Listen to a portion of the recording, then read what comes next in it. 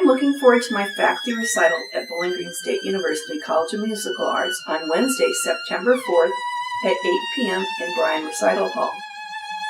This year, I chose to program a group of pieces that all involve storytelling.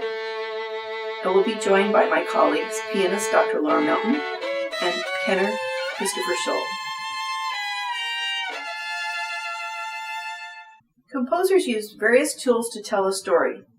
The music can evoke a concrete or abstract image. A musical quote will create an association, and sometimes the music includes actual text. The works that I will perform use all of these techniques to tell their stories. The first piece on the program is a transcription for violin and piano of 3 pieces from the ballet Romeo and Juliet by Prokofiev.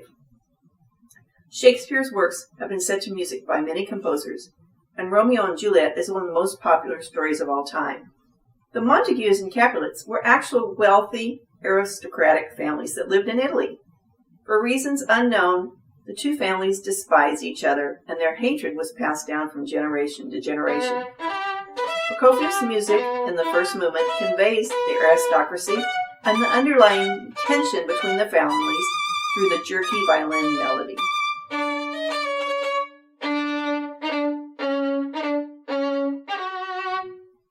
The second movement is the dance of the young maidens with the lilies. The tempo marking is andante with elegance, and I think you can hear that in the music.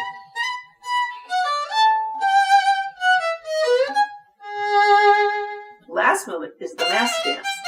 This is where Romeo saw Juliet for the first time. It's very militaristic, with lots of flourishes of scales and grace notes.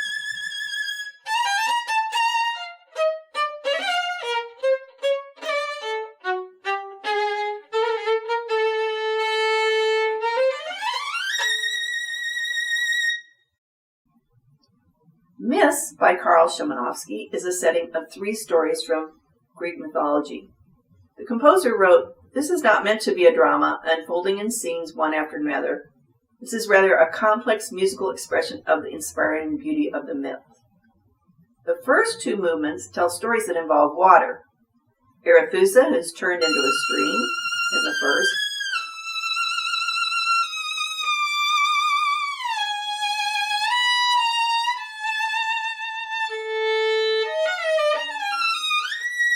And Narcissus, who admires his reflection in a pool and is later turned into a flower.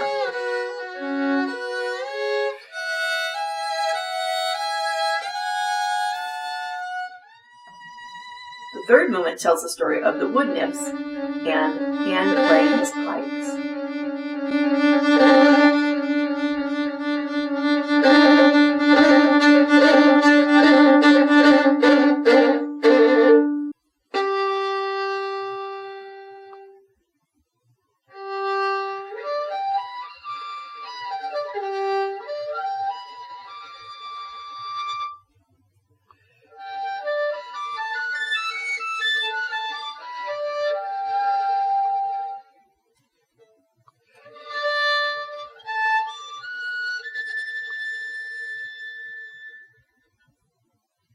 Smetana was a nationalistic composer, and he wrote his violin and piano work from my homeland shortly after he finished Ma Blast.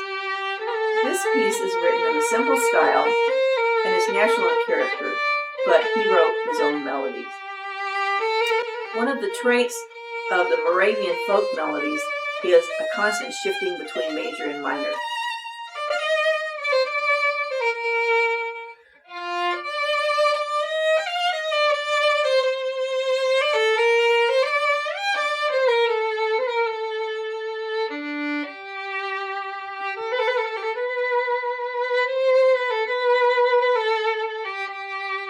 The second movement ends with a really fun dance.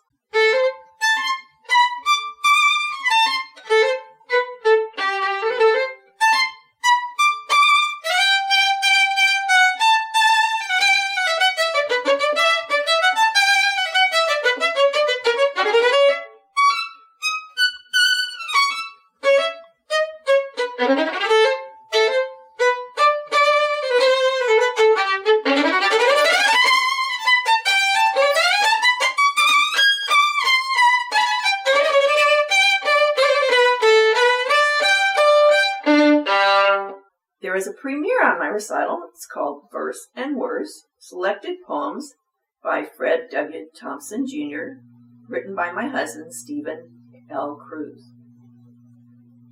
Anyone who knew my father knew the following things were true about him. He had a deep, unwavering faith in God. He loved his wife and his family, and he had a great sense of humor. All of these characteristics were evident in the poetry he would write. He would often say, "I feel a poem coming on." My mother received a no poem on birthdays, anniversaries, and Mother's Days. Some of them were serious, and others were humorous. My husband thought it would be fun to set several of his poems to music and dedicate the piece to my mother. My father always talked about publishing a book of his poems and calling it Verse and Worse. Daddy loved the tenor voice, so it was a clear choice to write the work for tenor, voice, violin, and piano. My husband, Steve, utilizes many musical quotes so the audience feels that they are in on the joke. Other words are heard painted through the music. The piece opens with the trumpet fanfare that you can hear at the beginning of CBS Sunday Morning. Other things that you will recognize in the piece are Schubert's The Earl King, The Wedding March, The Great Gate of Kiev, the Dies Irae,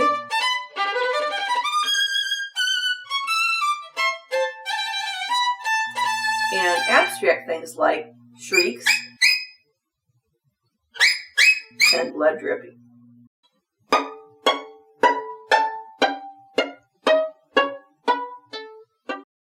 If you can't be at my recital in person, I hope you will catch the live stream.